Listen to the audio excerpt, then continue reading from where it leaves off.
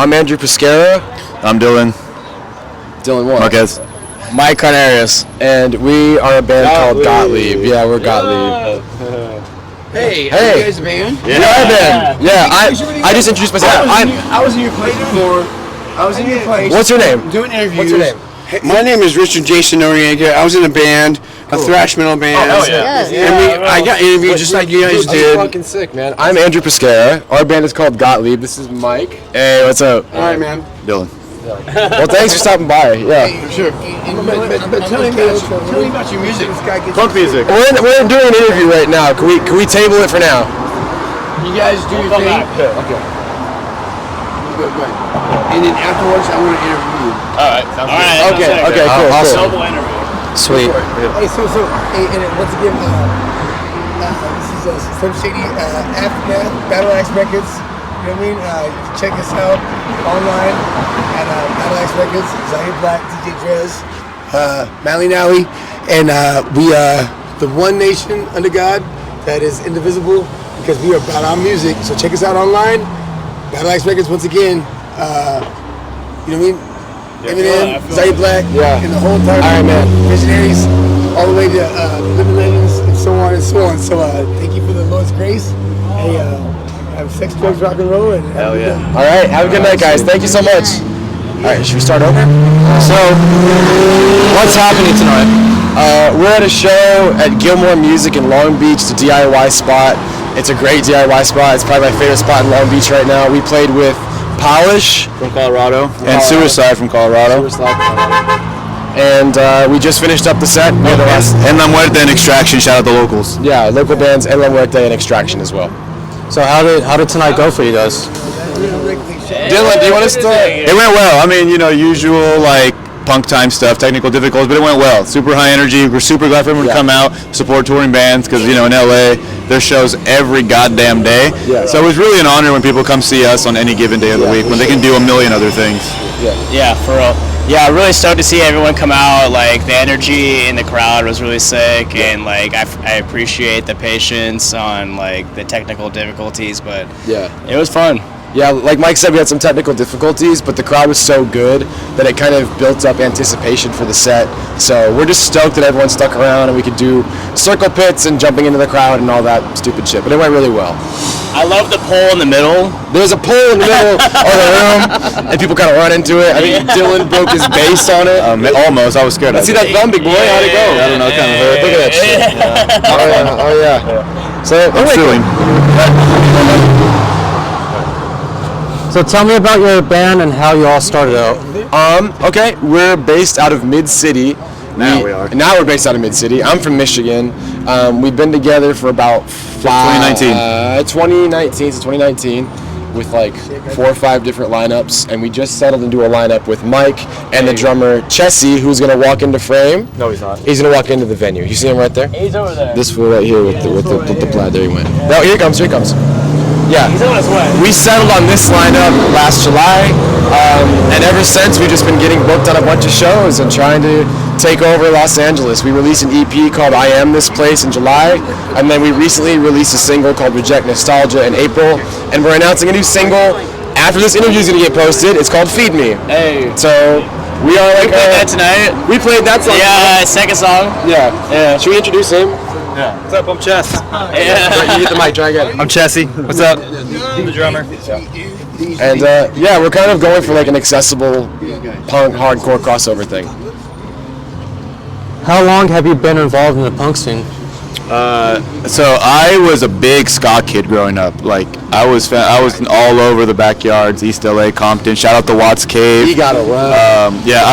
So I was introduced to the punk scene, but then I really found myself in a lot of ska, scenes. But I was into punk since I was like 9-10 years old. Thanks to my dad listening to AC/DC, and then my cousin that lived with us for a little while introduced me to NoFX and all that, and then I branched out to what I like now. I've been in the scene out here in LA since I moved here, so about 4 or 5 years. I played a lot of hardcore bands in Orange County in the 2000s and 2010s.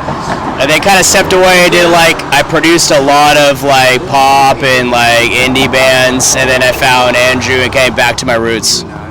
You've been I've been in it for a while. I'd say since 2001. So probably the longest out of the group. Yeah. But in LA for about 10 years, and then in Ohio for before that. What is it like being in the band? What are the pros and cons? The cons is it costs a shitload of money first and foremost. If you want to lose money immediately, start a band. If you have too much money, you're like, what do I do with all this? Start a band for sure. It's hard on your body. It's hard on your finances. What else? Any more cons? Are we listing pros? I mean, it's fun. Yeah, it's a good time. Everybody, have a good time. Yeah, that's fun. Not too many cons. Being in a band is like being in a family because you have your friends and you try to maintain your friends' comfort all the time. And when you are in a band, because it's like family, you care less about each other's comfort because you're going for the mutual goal. So it feels like you're a lot closer with those people because you're all striving for the same thing. And that's a major pro. These are the closest friends I've ever had. So that's what it feels like. Have you all dealt any hardships when it comes to being in your band? No, it's pretty much been perfect the entire time. Yeah. All 5 years. Are you? Haven't had one bad thing happen to us since we started. Yeah. The first 4 years of the band were 4? 3? 3.5? First 3.5 years of the band were nothing but failures. We couldn't get a good lineup together. People who were unreliable and No gigs. And I didn't know what I was doing because I had never done this before. And then it happened. What else, man? Really bad music. Pretty bad music. But a lot of bad music. And then it just kind of started clicking around July of last year when these two. So it's been a lot, nothing but hardships until July of last year.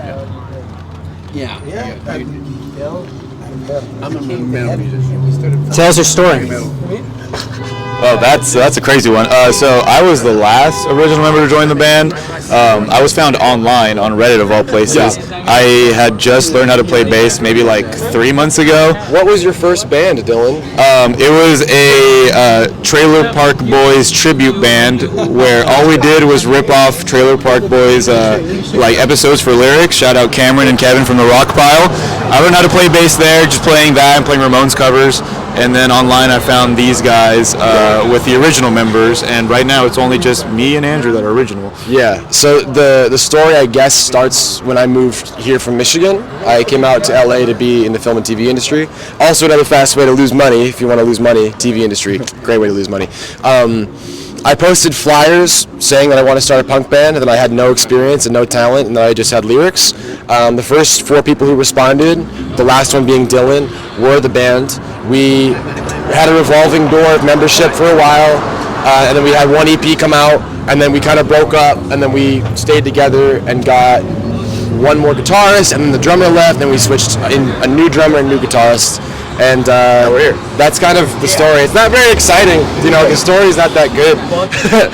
I don't think. I think it's a good story. Thank you. Yeah, solid story. Yeah, you guys were bad, and then you met me in Chester. Then we became good. Yeah, it's a redemption arc, really. People say you either have a downfall arc or a redemption arc. We're on the redemption arc.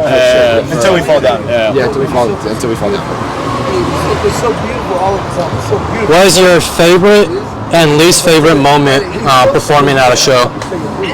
Least favorite is definitely technical difficulties. That's your least favorite moment ever? That shit sucks ass. Technical difficulties? Yeah. My favorite moment is like seeing the crowd like be very excited. I like to play for people to smile. I don't know. I like when people like smile and like nod their head and like look at me playing. It's like very exciting for me. Yeah. I mean, I think my favorite ever moment is just like when someone knows your lyrics. Like we had a kid come up and sing our lyrics tonight. We've only met this kid one time at a previous show, and he was able to do backing vocals for an entire song. That's fucking sick. My least favorite moment, I broke my thumb on stage about 14 months ago, and it doesn't work right still. That sucked. I punched the stage at First Street Billiards.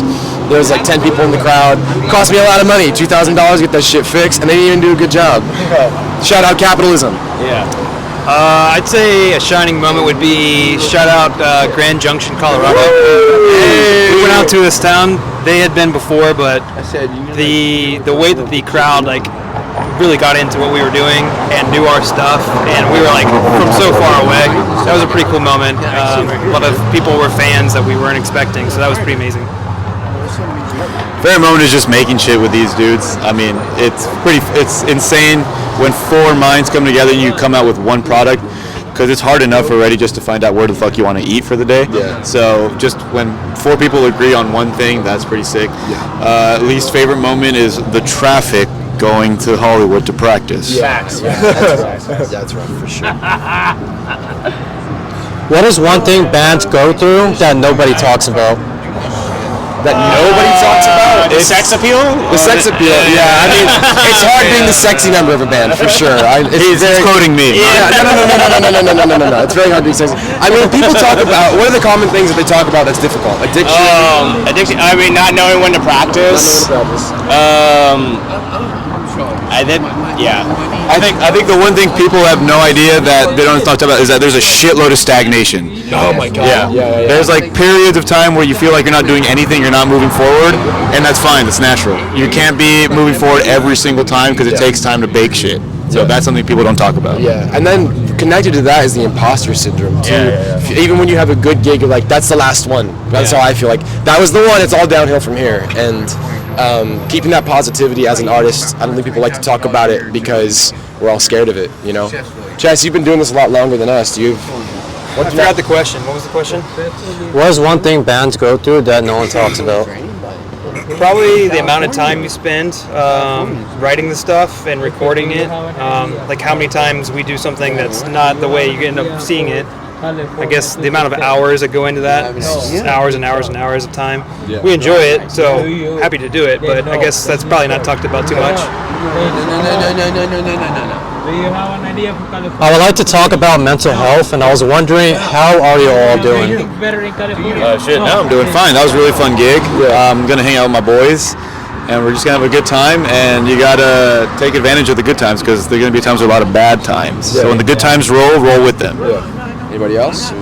Everything's great. Yeah. Looking forward to a slice of pizza. Yeah, absolutely. Yeah. I mean, I'm in my happy place right now. Recently, I've been kind of like up and down. Writer's block has me a little stressed out. But in the large scheme of things, I'm in a good place. And right now, I'm in a good place, so I have nothing to complain about either. What is your opinion on the punk scene? It's awesome. It's really fun. I mean, just like any subculture has its cool people and its shitbirds, it's not unique to any other scene. There's going to be people that are there to enrich individuals and communities and people there to take advantage.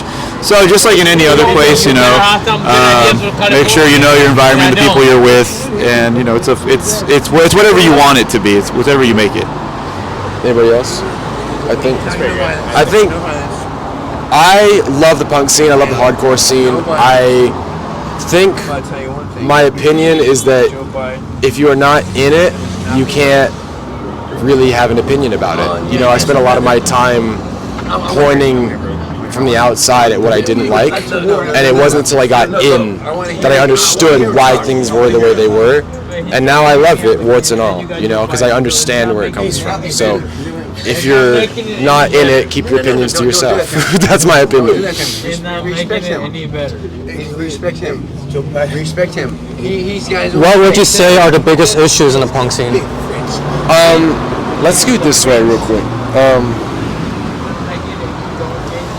The biggest issues in the punk scene. I mean, it's just like any other subculture where there are people just in any other environment using the subculture to elevate their own status instead of lifting everyone up. So, I mean, like I said before, it's not unique to any other scene. That's something you're going to find in any other place where there's like a community, whether it be organized sports or a church or whatever. There are going to be bad faith actors and good faith actors. So the punk scene is not immune to that. They're going to have those people no matter what. Yeah. I think the major issue, or like a major issue in the punk scene right now is we're all, in the past 4 or 5 years, there's been this huge resurgence in like the mainstream. You're seeing hardcore break into the mainstream with bands like Turnstile, Scowl. Drain just did the Palladium last night. And I think the issue that is popping up is we're now trying to see how we do punk and hardcore and DIY ethos on a platform where you're playing the Palladium and headlining festivals. And I think we're handling it well because Zulu and Scowl just got a sponsor of this festival to pull out because they were tied up with Israel. And like that's one of those things we're handling well. That's an issue in the punk scene we're handling well. That's a major issue in the punk scene is how do we deal with people all being interested and having more influence and keeping to our roots. And I'm really excited to see how bands like Scowl, Zulu, and Drain and Turnstile are handling it. Do you guys, like... Yeah, brother. He said something like, it's gold, and I'm like, all right, I want to do this spot. What is your opinion on heavy drugs being sold at all ages shows? I mean, heavy drugs are always going to be a net negative. I mean, obviously people with addictions to disease that people deal and cope with things differently. But it all depends on like why you're doing it, what issues made you resort to such things. There are pieces of shit that take advantage of people that are struggling that sell them, stuff like that, when there are much healthier and better coping mechanisms. And, we're never going to blame the addict. We're going to blame the enablers that do that because addiction is a disease and it happens through socioeconomic issues and all that other stuff. So, One sec. Hey, just one sec. What were we talking about? Drugs? Yeah, what's your opinion on heavy drugs being sold at all ages shows? I think that we're expecting a scene and a community. We're wanting the benefits of policing ourselves. You know what I mean? Like the big upside of the underground is that we police ourselves. As an individual, you police your own actions by where you put your money.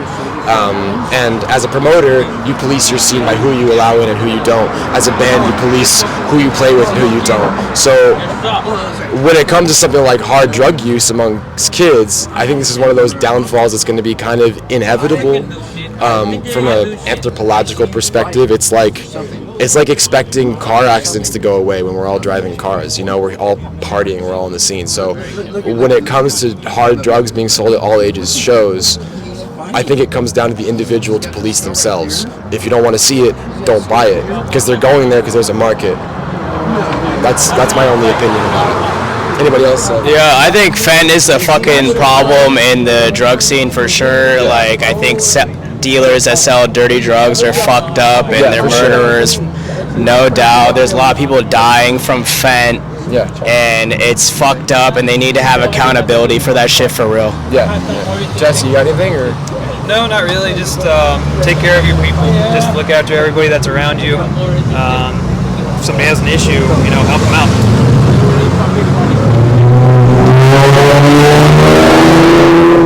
How can we all better the punk scene? Do things. Yeah. Like, there's a great video that went viral on Instagram where it was like, you have something to say about everything, but you can't help anyone do anything. You don't sell merch, you're not in a band, you don't throw shows, you don't drive a car, you don't do this.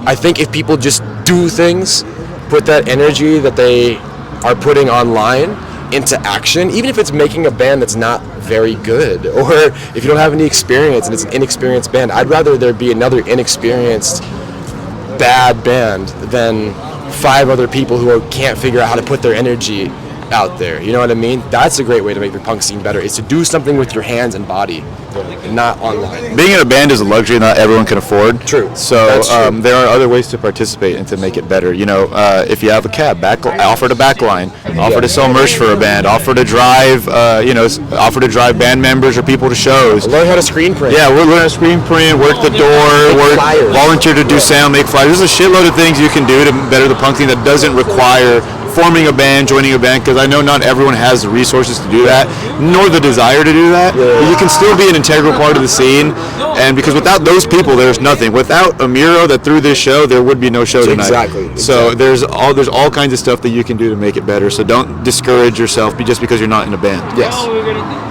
I'd say, big shout out to people that throw in shows, and fuck all the bigots out there. There's queer people that play in shows, and they're fucking pissed off that they don't feel comfortable in these spaces, people don't go to shows because they're queer, and it's fucked up. Be queer out loud, man.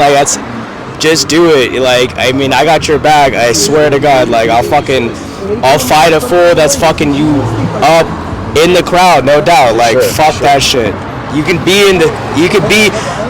is all about going against the grain, and if you're queer, you are going against the grain, so you are accepted in the space, no doubt.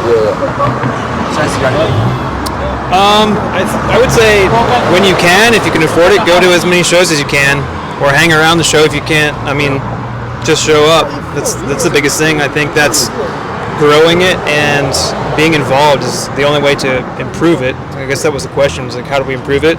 Just show up. For your band, what's your next future projects?